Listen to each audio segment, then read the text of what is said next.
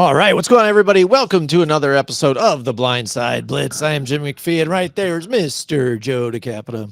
What's going on, Blitz Nation? You know what time it is. Time to talk some football, everybody, for this week. Listen, if you're new to the show, if you haven't done so already, could you find it in your heart to head over to Grumblings Media on YouTube? Make sure you hit that subscribe button for us. Hit the thumbs up as well. It's very simple, absolutely free, no subscription needed. Cancel anytime you want. All of that kind of good stuff. You can also tell a friend to tell a friend. Make sure you share it, spread the word. You know what time it is. Absolutely. And just like that on the banner too as well, shop the grumblingsmedia.com too. We have tons of swag out there. So get yourself a mug, get yourself a shirt, look snazzy, look really nice in the Look very grumbling swag. grumbling. So the Like, really grumblings. Yeah, exactly. So yeah, so Joe, we got a bunch of stuff to talk about, but let's get to it. Last night, the again, it seems like this whole from the offseason till even now, we've been talking about the Bengals and how this front office is just they screwed things up. And we've talked about how the fact that they have a small scouting crew too and stuff like that. So they work with what they small got, staff. and we get that. But again, here you are, and how has the Bengals just not thought about the fact that yes, we have Joe Burrow. He's one of the best, if not the best, in the NFL. Mhm. And this offense all runs on him and the weapons that they have. And here we go. But he has been injury prone for the last couple of seasons. Why not get a veteran or something to back him up just in case, because you feel like you're a contender? What you did this year with signing all those guys, trying to bring those guys in, coming to terms with Trey Hendrickson, even though that's pretty much all you have there on defense. And you do not have a better kind of backup plan. Jake Browning has come in before and played okay, but again, I don't think he's the guy that's going to kind of lead you to where you need to go. And starting off 2-0 looked great for him, but with Joe Burrow going down, you see Jake Brown again, turnovers like crazy. Last night, not so much, but now it seems like the team is feeling the difference with not having Burrow in there. They're not playing, I think, on all cylinders, kind of disgruntled. You hear what Jamar Chase is saying. Just the lack of having that leadership and having him there, they're just lost. I mean, teams used to be able to score on them nonstop, and they still do. They have their 32nd ranked against the run, which you saw J.K. Dobbins with a 100-yard rushing night last night. Bo Nix being able to throw them on them too as well. Denver just doing whatever they wanted to them, and no fight back at all. You don't have that general there missing. And for a team that felt like they could make a push into the playoffs and have the opportunity with the way that the Ravens have kind of squandered what they've had, really had a shot, I think, this year to do something, at least take a run for the division. Well, every team has a shot to make a run, to be competitive. But the problem with the Bengals is your starting quarterback went down. I mean, that's the bottom line. You take any starter from any team, Patrick Mahomes goes down. Guess what happens to the Chiefs? They fold up like a lawn chair and they're done. Any team that they're going to have to go through now, because it's so early in the season. Here's the tricky part: is if you're the organization, like, you guys got to wake up. Like, we've already complained numerous times about decisions that they've made in the offseason leading into the beginning of the season. Well, now guess what? Now Joe Burrow goes down. Are you just going to throw in the towel, give up on the season? No, you shouldn't be. You should be actually making some phone calls. Now, we don't know if they have or have not done that, but I hear Kirk Cousins in Atlanta, like, he would like to start again. Maybe you call them, see if you can get a deal done with bring over Kirk Cousins. And it doesn't stop there. Look at the quarterback changeover with the Giants. Now they have the rookie Jaxson Dart going to lead the charge. Russell Wilson could be available. Maybe you go reach out to New York and see if you can get a deal done. Don't give up on the season yet. It doesn't make any sense. But Mhm. by not doing anything, that's the problem. Is Yeah. that you're literally giving up on the season because from from our standpoint, it looks like you're not even trying. You're not even trying. Listen, if you called those teams right now and they both told you go kick rocks, we're not trading Mhm. either one, at least you tried.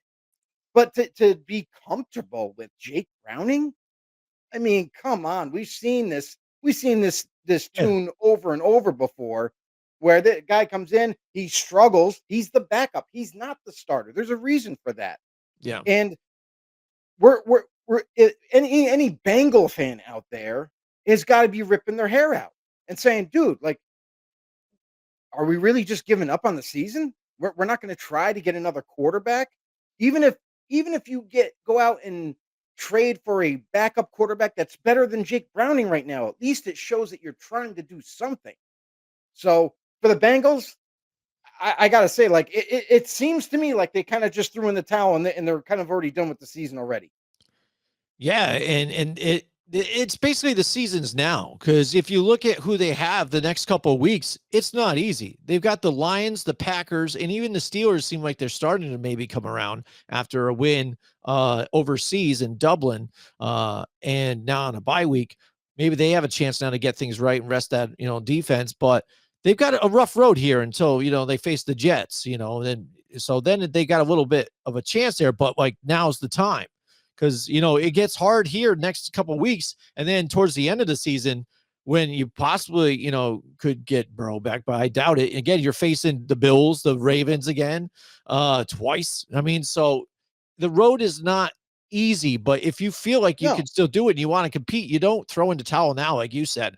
And with the fact that yes, the Giants made the switch, so Russell Wilson looks like he might have lost something. We get that, but it at least shows you're trying, and then you're not giving up a whole lot. And even like you said, for that matter, Jameis Winston, they had him on their third string quarterback, but no one really got a chance to see what even he had. I mean, in preseason is preseason, we get that, but he's been capable of running a team, being a starter before, and we make the joke about 30 touchdowns, 30 INTs, right. but he's throwing touchdowns. Jake Browning's barely doing that. He's throwing more INTs than he is touchdowns.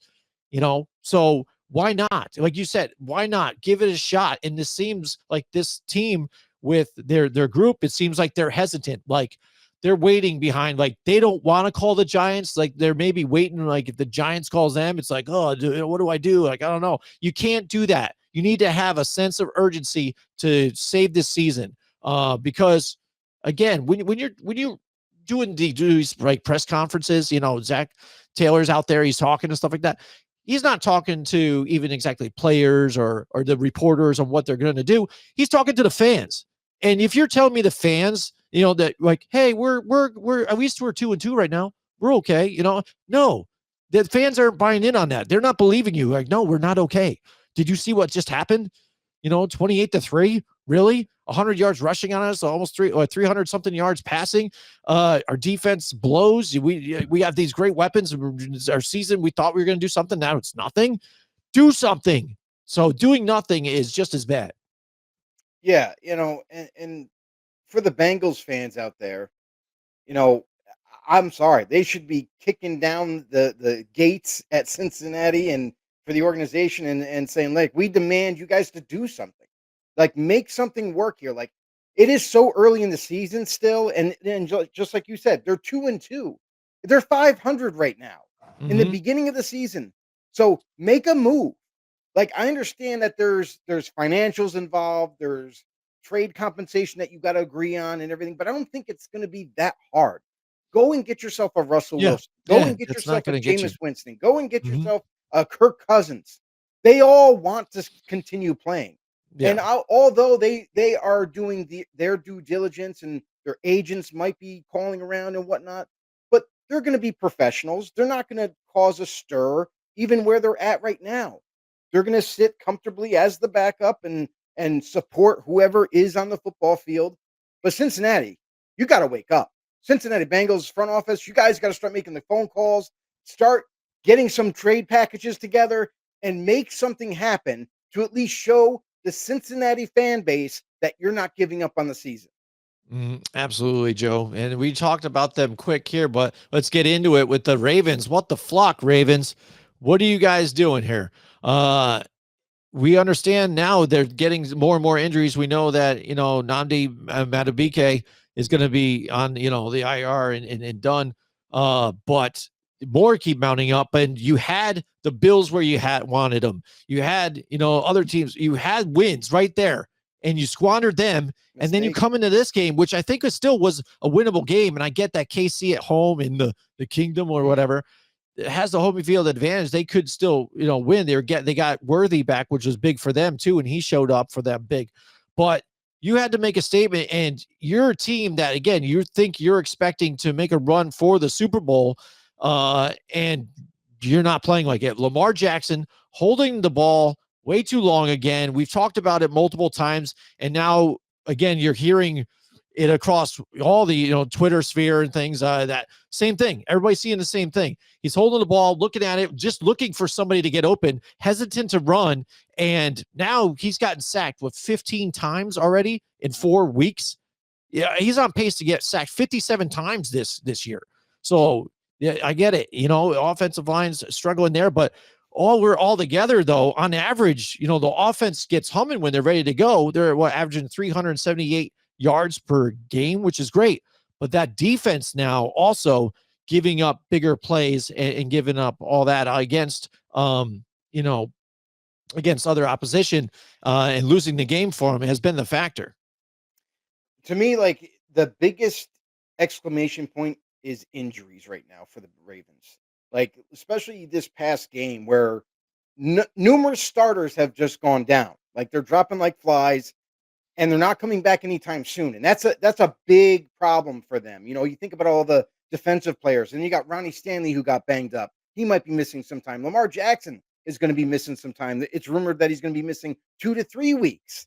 Your starting quarterback. We just talked about that in the last segment. Losing your Yeah. starting quarterback's a huge deal. Now they're already 1-3, and now that not going to have that dynamic that Lamar Jackson brings, are you going to Mhm. just continue to lose more games? Are you going to be 1-5, 1-6 by the time Lamar Jackson returns? Right. This is getting dangerous, damn near close to panic button time for Baltimore. Yeah. I wouldn't say it would be panic if Lamar was still healthy, and I still think they would have a shot. But you mentioned a couple of those critical losses early on in the season where it came to a Derrick Henry fumble at the end of not one, but 2 games that turn the tides in the favor of the opponent and giving them Mhm. 2 L's. Yep. Now you're in jeopardy of missing multiple starters on offense and defense, and you're going to be without your starting quarterback for at least a couple weeks. Now, by the time he comes back, now is it too late? Like, are the Ravens doomed? And they're going to have to try to fight themselves out of a hole. So something's got to change here, whether it be coaching staff, whether it be personnel, something. The way they call games, like, something has to change to try to get this thing back on the tracks. Yeah, absolutely. And again, if he's not playing, you're looking at a backup that's going to be Texans. I get it; they don't look very good this week, but some of these games and some of these teams, you can't expect that it's just going to be an easy win here. Still Houston's defense is fairly Any good. given It's just they're Sunday. trying to get that offense back roaring, and it wasn't pretty last week, even for Texans. Oh my goodness, we could have another segment about the Texans not scoring any touchdowns and winning a game of field goals on a team that they should have probably again been able to dominate. But then you've got the Rams, after that, then luckily you have a bye week. So in case, say Lamar Jackson is injured for at least for 2 weeks, they can come off the bye week and come back into it. But again, that the schedule doesn't get harder. Towards you get to the season, it's tougher and tougher. And already being behind the 8 ball doesn't help, especially with, say the Packers or the Steelers, which seems like they're starting to kind of figure out maybe, and then maybe they can turn it over and try and make a run where they're leading the division right now at 3-1. So I think the fact that, it is kind of tight right now, even this division, and where the Bengals having their quarterback issues, and then the Cleveland Browns, obviously just all defense can't get that offense going. There is a shot, but they've really got to step it up. And hopefully these guys can get healthy here, because again, turnovers have been killing him. They're -11, I think, in a turnover differential, which means, they've got 26 giveaways.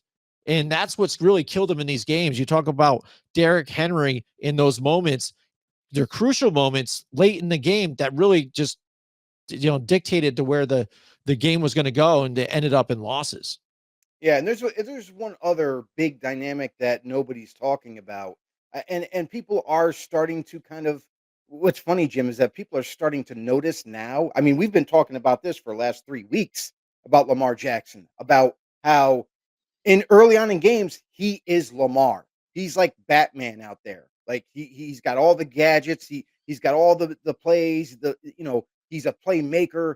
And then all of a sudden, second half comes and it's like Lamar's not Lamar. Now we got Robin, and Robin likes to stay in the pocket and try to throw the football like he's a pocket passer, which he's not. He's the most dynamic quarterback in the game, and instead of using his legs in the second half to kind of finish off the drives and to finish the game, so the Baltimore Ravens have a couple more wins by now. Mm-hmm. Instead, he went into a shell of himself. So this is also on Lamar Jackson, where Lamar himself has to come to a realization, like, screw everybody else outside of this building. I don't care if they view me as a running quarterback. I don't care if they view me as a running back. But if I can continue to get wins and stack brick by brick a good foundation, so then maybe we can make the playoffs and see where it takes us, so be it. Stop being Robin, and Lamar needs to turn into Batman for the rest of the season when he does get healthy. Yeah, absolutely, Joe. And that's the big decider, especially when you look at the two now top, quarterbacks in the league right now. When you compare your Lamar Jackson with your Josh Allen is putting his body out there, is making them plays, still is running, still can throw the ball and do what he does. But especially this week too, again, the massive run that he broke off with stuff, taking the hits and just going, being him. And that's what they need Lamar to do. You be you. That's why we're special. That's why we get where we get. It's because of you. Don't stop being you. Who cares about, again, when they're bringing up stats where, oh, he's got the best QBR of all time right now, and this percentage, this completion percentage, blah, blah, blah, just almost to kind of prove that point for him and throw it out there like he's the most efficient quarterback right now. And everybody said he was only a runner. Be you. That's what makes you special. That's what makes this team special. Don't stop doing that, because look what happens now too. Don't be afraid to take off and make those plays. What people are going to remember Lamar Jackson for when it's all said and done is wins. Did he win a championship? Did he win us a bunch of games? He was a multi-MVP by the end of his career. Everybody knows the MVPs are going to be there. But are the wins, are the championships going to be there when it's all said and done? If no one's going to remember, oh, but he threw for over 5,000 yards the one season. We was one of the best quarterbacks that year. No one cares. It's all about winning. Mm-hmm. Yeah, exactly. Yeah. So that's not going to do anything for that. And for a team, again, that you feel, on paper, everything looked ready and just there, ready to go and make a return, but not so much now on the field. And they've got themselves with their backs against the wall and injuries mounting up to where, again, look at the Buffalo Bills now. They're roaring. They've got a really good schedule ahead of them too. They can just keep it going. Who knows how long they can be undefeated at this point, and winning the tough matchups. Again, they had a tough one that really Baltimore, I think, just gifted to them. Everybody knows that defense is not as good. You know what I mean? Even though, Sean McDermott, defensive mind coach, he's on it. But everybody knows when we talked about, when we talked about, when the Bills were going to play the Saints, it wasn't going to be a blowout. A lot of other people were saying, oh, there's going to be a blowout. They're going to kill them. Oh, yeah. What really happened? Huh? Well, because they everybody, they're not just, David and Goliath. You know what I'm saying? No. Everybody has weaknesses. And I knew the Saints were going to play them hard on that. And they did. They made it close for a while, but ended up being like a 2-score win. But it wasn't any domination at all whatsoever. Oh, and that's the other interesting thing. With the Buffalo Bills, they're a completely different team. They're a team that has high expectations. Mm-hmm. But at the same time, what's weird about them is that they're not the best team right now. Even though they're winning left and right and all that, they're not like dominating everybody. They have to come from behind to win, and it's all on Josh Allen. So I just wonder how much further they can push it down the season and continue this winning streak of theirs. Mm-hmm. Yeah, and that's what's crazy as the weeks just kind of they're flying by though. We're on week 5 coming up now, Joe, just like that already. And they're creeping up here. But again, it's funny to see how all the pieces lay out, because again, you got your week 1, you're like, whoa, all right. So then week 2, you react to that. And then week 3, we're like, I'm not sure who's who or whatever, and this. And so it's funny to watch these teams unfold and who ends up coming out on top out of this when it's all said and done. Yeah. Jacksonville coming out with a big win last week too Yep. against a banged up 49ers team though too. Mhm. That one went down to the wire, but Jacksonville ends up pulling out the victory in that one too. That was one of the upsets I think this week too. But Yeah. we got to bring up the man. You brought it about early on. Jaxson Dart. Jaxson Dart gets the win for the Giants. First time started, gets his first touchdown on the season, and the Giants upset the Chargers 22-18 in a tough grind 'em type of game. And this is one of those things again where you look at both teams.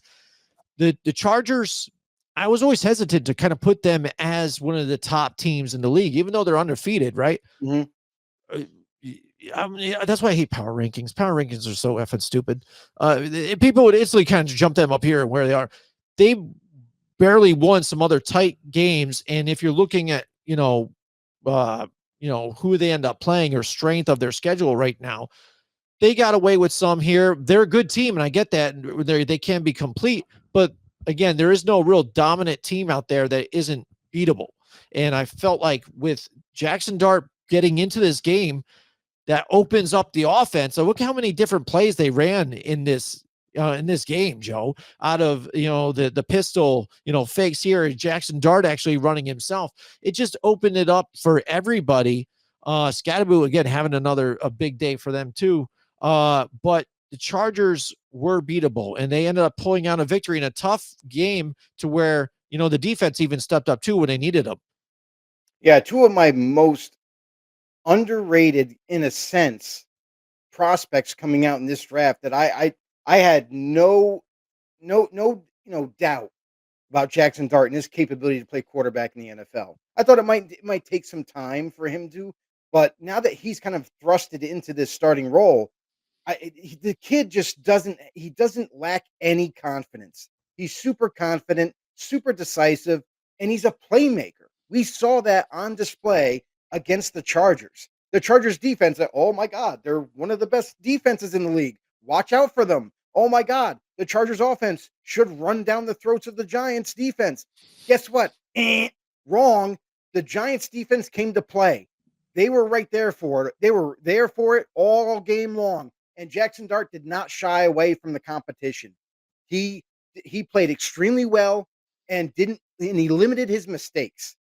And when things got rough, he took off and got the yardage that you needed. He's a dynamic player. Now that he's playing quarterback for the Giants, this is going to help this offense, like you mentioned, open up the playbook. A lot of other things now in plays are going to be at their disposal. RPOs. Now people got to worry about Jaxson Dart now and his Mhm. legs. So not only does he have a cannon for an arm, and that was on display as well. But man, I just love this kid's upside, and I can't wait to see what he can do in his following week. Yeah, absolutely, Joe. I mean, like I said, it's a different feel, a different attitude, and it opens it up for him.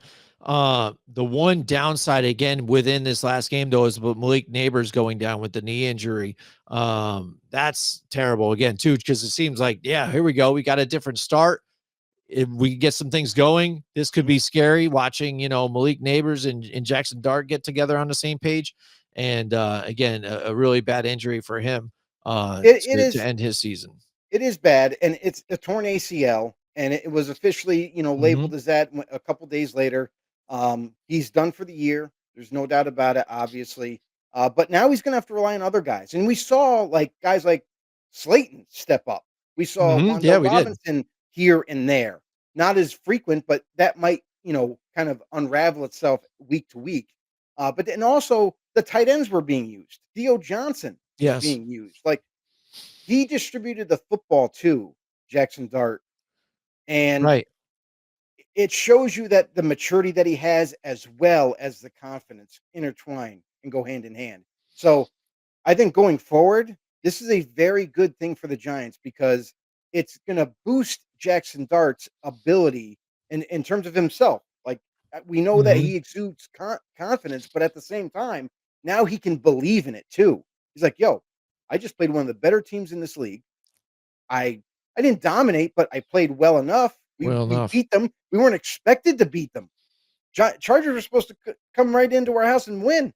Yep. Didn't let that happen. In the defense, you saw how the difference in the defense when they actually had someone to believe in. They had an offense that they could believe in that scored some points. Now you're giving breaks to your defensive players, and now they get a chance to take a breather, then get back on the field and play out. You saw a completely different defense than what we saw weeks before. So now this Giants team, they can rally behind Jaxson Dart. And I'm not saying that the Giants are going to turn this thing around. They're going to be playoff bound, all that kind. No, Yeah. but I'm saying this looks great. The trajectory for the future of the Giants, and I know it's only 1 week.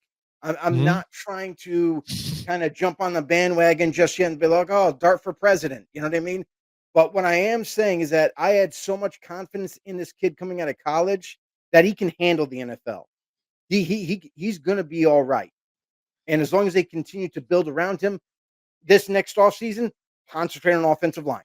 Concentrate on just offensive line. Build it up, protect him, and then you have 2 stellar running backs. You can maybe add another wide receiver. Sky's the limit for them going forward into the next season.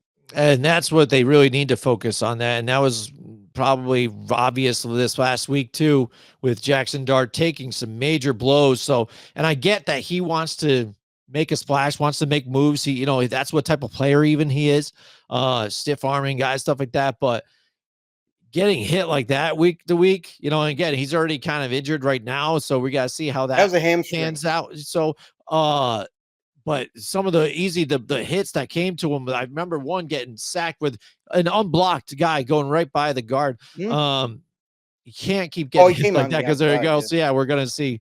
And we got to see Russell Wilson back in the game right after that too, a little bit in that game too, when he went down to get checked on when he got down on his head to get checked for a concussion quick. But we got to see Russell Wilson back in the game. Which, by the way, was ridiculous. Right. The reason why he was bent over, and I don't understand how. Like, I understand they're trying to be safe about it and all that, but the reason why he was bent over and saying, "Oh my God," because his hamstring was bothering him. It wasn't his head. He wasn't wobbly. He wasn't. It's like his hamstring was a big thing, and then you could even see it on the sideline when they're like trying to drag him up. Oh, we need to get tested. Blah blah blah blah blah. Like he's very alert. He's like, "No, this is stupid." Like, no, it's just my hamstring. Like, what are we doing? And unfortunately, you still have to go through the process and whatnot. And then he was able to come back. So, Russell Wilson got to debut like what his talents could do, and that's nothing for the Giants. Maybe he can, go somewhere else this year, possibly.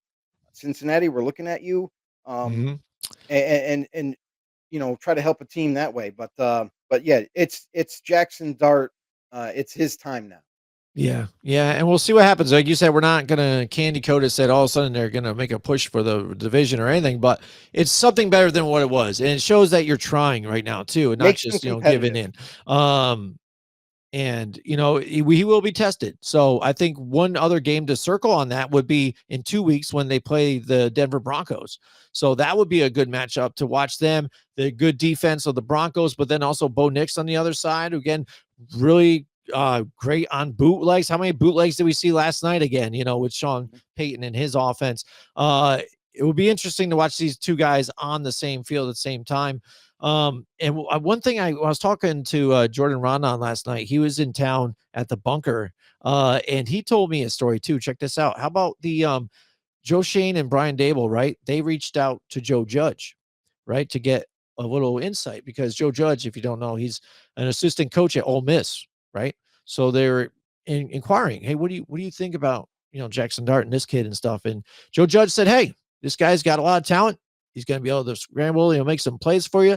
I think he's got the attitude to where, again, the crowd's going to like him. Fans are going to buy into it, and he's going to do pretty well for you. But that, I don't know. That might be all that he gives you, but it's something. And I don't know how well you would take Joe Judge's, advice, because again, he used to be the coach of the Giants, but not anymore. But apparently they're still reaching out to get advice from Joe Judge. And I guess it makes sense because he just literally got off the payroll, I think, last year.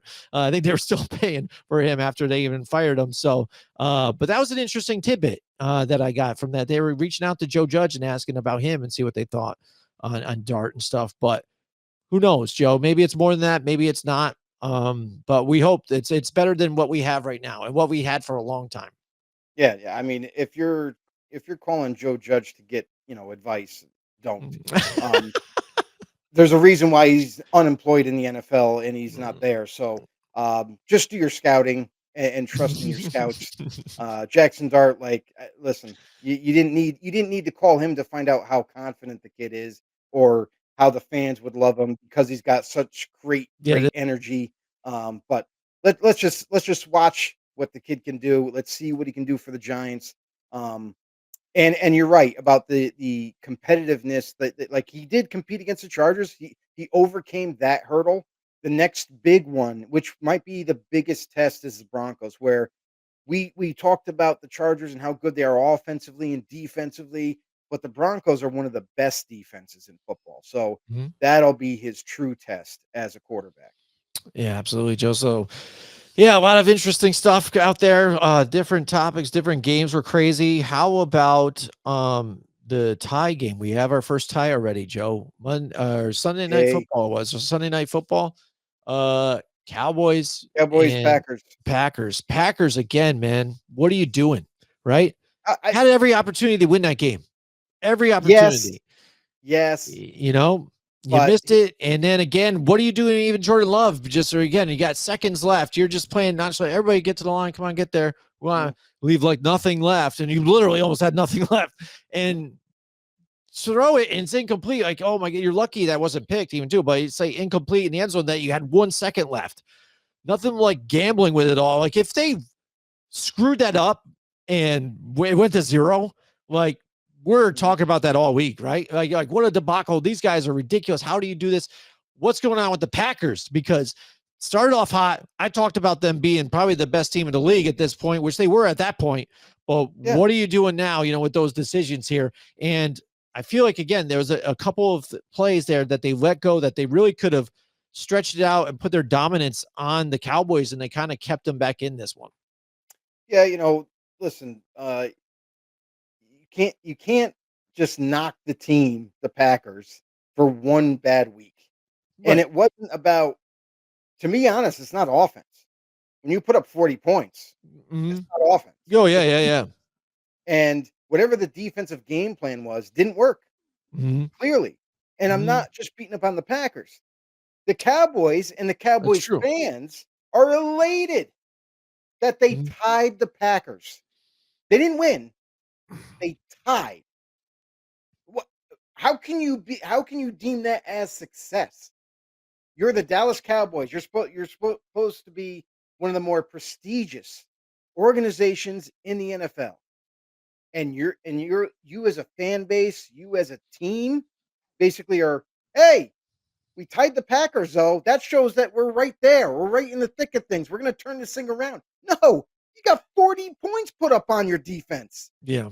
Look at the past, since week 1 with the Cowboys defense. They've been giving up not just a couple touchdowns and a field goal, like they've been putting up 30 plus points every week. They've been giving that up Mm-hmm. as a defense. Now, don't get me wrong. I think the Cowboys defense has some talent in certain positions, Yeah. but for whatever the reason, is it Eberflus? Is it him calling the defense? Is that the problem? Because that's kind of what I'm starting to look at. That I'm starting to kind of look at him, but like, hey, listen, what changed since a year ago? You're calling the defense, and they added more talent to that side of the ball, and guys came back healthy on that side of the ball, and we're getting negative results. We're not getting better. We're getting worse for the Dallas Cowboys. And then for the Packers, maybe this is a 1 week fluke.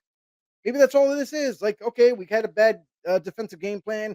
We had a hard time Mm-hmm. adjusting, and it is what it is. We're moving on to next week.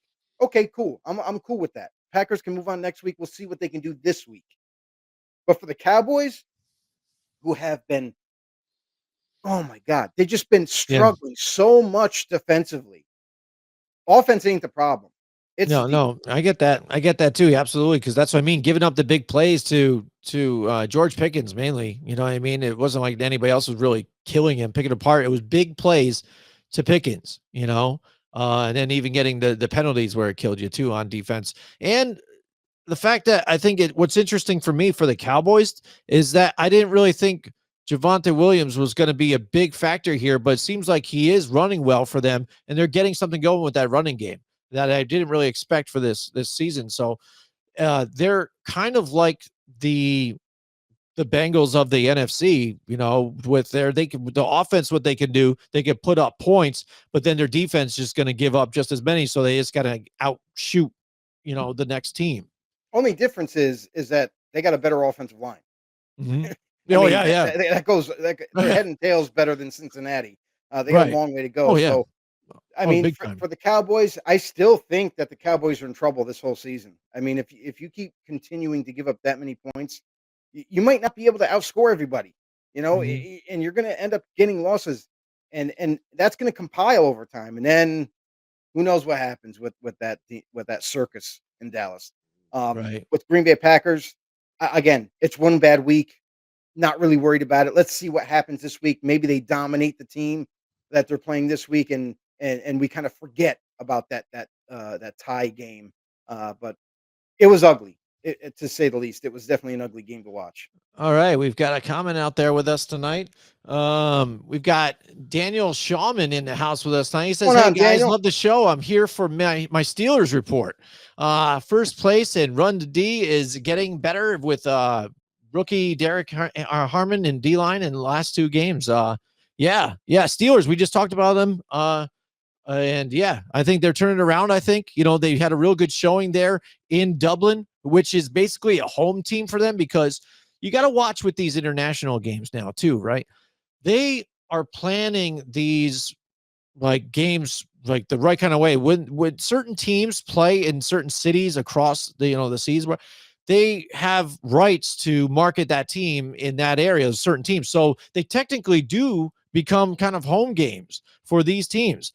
And we know that the Roonies too also have ties to Ireland there too. So you saw the Steelers fans all through that crowd, and they dominated, and they were out there cheering the team on too. So that only helped with the Steelers and what they were due. But it seemed like Steelers started to get back to what they were supposed to be on defense, and Aaron Rodgers just not having to do too much again. Just kind of play it safe, be the veteran, look at the defense, what they're reading here, and just make your throws, not having to scramble around, not getting too much pressures in here. And I think also they were able to effectively run the football too in that game, which was big for them. So again, I try and count the Steelers out, and I'm sorry, Daniel, that I do that. My dad was a Steelers fan, so it's not like I have any hatred at all. But I'm just looking at this Tomlin situation and the teams and how they keep getting longer in the tooth, and you're thinking they're just going to retool it. I just kept seeing that maybe this was going to be the end. This is going to be the end, that they're finally going to be fourth in the division, and I still just look like a fool every year. So for the Steelers, it is a very interesting, outcome for the Pittsburgh Steelers. Derek Harmon, like Danny Shawman just mentioned, Mm-hmm. was one of my favorite D tackles coming out from Oregon. The guy is just an absolute beast, and it shows on the football field. Aaron Rodgers wasn't going to be asked to be the guy. Like, everybody kind of anticipated him coming into Pittsburgh. Yeah, you're going to throw 60, 70 times every week. No, is now kind of transformed into a game manager. Yeah. He's still more than capable of slinging the rock all over the football field, but if they don't have to, they're just not going to. They'll run the rock with Jalen Warren, with Caleb Mm-hmm. Johnson, with Kenneth Gainwell, who went Yeah, off Gainwell. this Mm-hmm. week. By the way, maybe he might be maybe stealing that starting Mm-hmm. job. We'll have to wait and see. But and he's just distributing to DK Metcalf down the field, throwing it to the tight end, throwing it to Calvin Austin. Like, there's a lot to like with Pittsburgh right now, and they're not overcomplicating things. Aaron Rodgers is just taking what's there, hand the ball off a few times, throw the ball once in a while, and come away with the win in the end. So kudos to Mike Tomlin and the Pittsburgh Steelers. Yeah, absolutely. They always find a way to get it done, and who knows? Again, with this division the way it is, it's just tight right now. So Oh, we'll see what happens with. Pittsburgh's already, got a little bit of a Got a lead, little right? bit of lead right now. Yeah, and we'll see what happens as it plays out. They've got a couple tough games down the road too, but they are on a bye week. So again, get healthy, get right, and then let's Mhm. see what happens moving forward. Maybe Aaron Rodgers takes them on ayahuasca retreat to Costa Rica somewhere, right? They I all don't come think back. anybody will trust him. I They don't all think we'll trust him. come back out of the darkness, a whole new team, right? So we talked a little bit about the Cowboys game and Packers game early on last week too. The Cardinals game made an impact too, to a fact that we got to talk about this dynamic kick again, Joe. We've seen the returns. Yes, there's more returns that are going on. We get that. And that if you kick it into the end zone, you're going to give it to them at the 35, 40-yard line, right?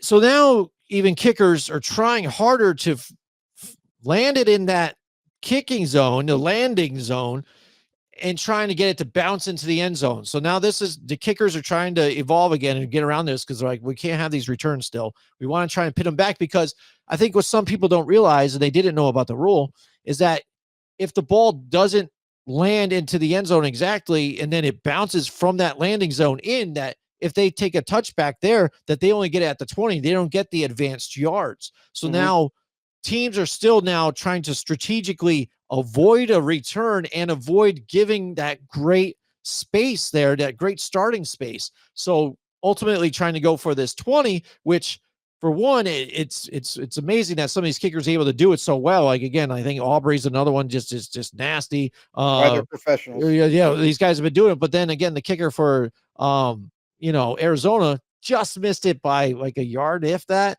And then again, the penalty on top of it.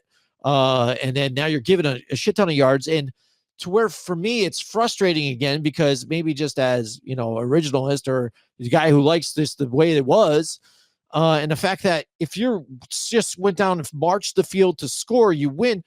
I don't like granting the next team, after you score with, say, you got 25 seconds, being on the cusp of near the 50-yard line, to where you could just score a game-winning field goal with a couple of dinks and dunks and out of bounds.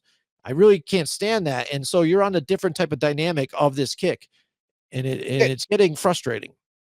It's not getting. It already has been frustrating. But once they came out with this new rule and how they're going to do it, and if I got to think about how this whole rule applies in every aspect and whatnot, you're overcomplicating things. This is a simple game. This is football. Why are we complicating rules and making it almost like an equation that we got to figure out just to figure out where to spot the ball every time?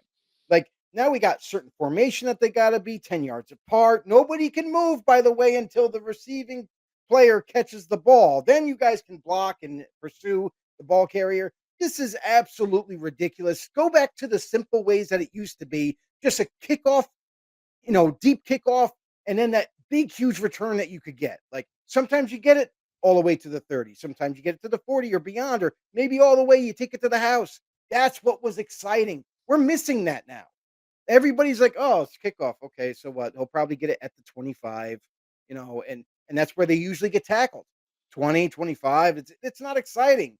It's an expectation, like, oh, but by the NFL standards, like, hey, we've definitely increased the higher percentage of returns. No shit, Sherlock, because you're kicking it in the field of play. Now they have to return it, and it's just not exciting anymore. And oh yeah, by the way, the other aspect of it for the NFL doing this is, oh, it's safety. We're going to be very safe. We're going to avoid concussions. We're going to avoid injuries. Guys are still getting nailed. They're still getting hit hard. Like that's part of the game. You're not going to get rid of that. So, but the excitement factor, that I guarantee you, if you put a petition around the whole every NFL fan, yay or nay, are you for the traditional kickoff format or this new one? I guarantee you it'd be a landslide for the traditional kickoff. That's just had more excitement to it, and it wasn't complicated. We didn't have to think about this thing. It's absolutely ridiculous.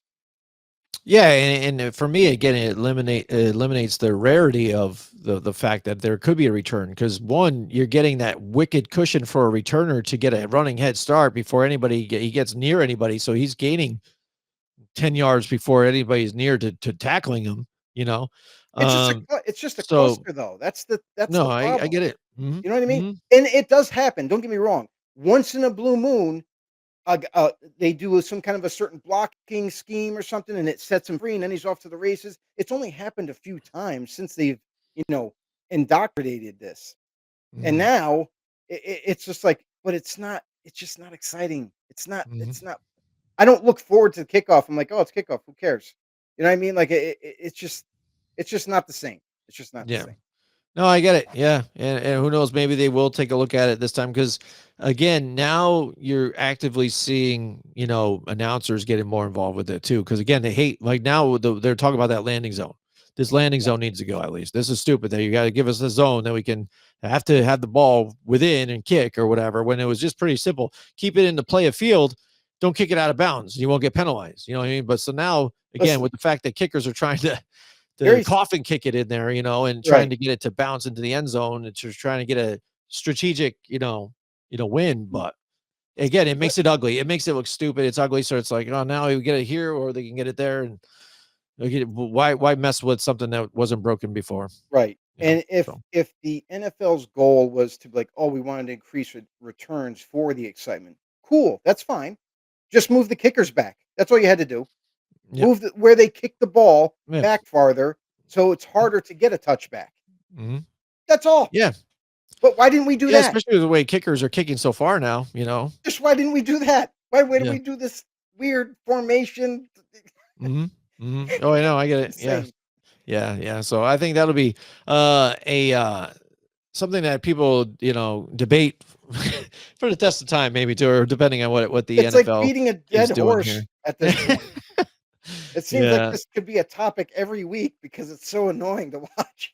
Oh yeah. Oh yeah, definitely. So yeah, that's it. I hope you guys really enjoyed the show. Again, make sure you guys check out the merch here at grumblingsmedia.com. There you go. Shop. There it is at the bottom of your screen. And also here's even some QR codes. So you guys just scan there, you get yourself a nice fancy mug.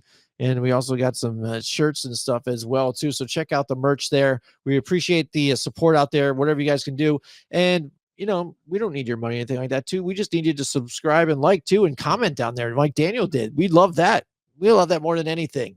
All right. It's fine if you want to get the shirts and stuff and the mugs. We get that. But we love the interaction with you guys. Joe, tell them how they could find us, even some more shows like this. Well, Jim, I mean, you were on a roll there. I thought you were going to kind of roll into it and just tell You just everybody, say it but so much you know better, what? man. Listen, it's real simple. Listen, it doesn't cost you guys anything out there. Head over to Grumblings Media over on YouTube. Hit that subscribe button for us. Hit the thumbs up while you're at it. Absolutely free. Doesn't cost you a thing. Spread the word. Tell everybody. Tell a friend to tell a friend. And make sure you share it to everybody. We'll see you guys in the next one. See you guys. See you next one. Hey everybody, this is Big John from Grumblings Media, and I just want to say thank you for watching our content. If you want to support our efforts here at Grumblings Media, just smash the subscribe button right here, totally free, or just go ahead and consume more of our great content. Click either one of these two boxes.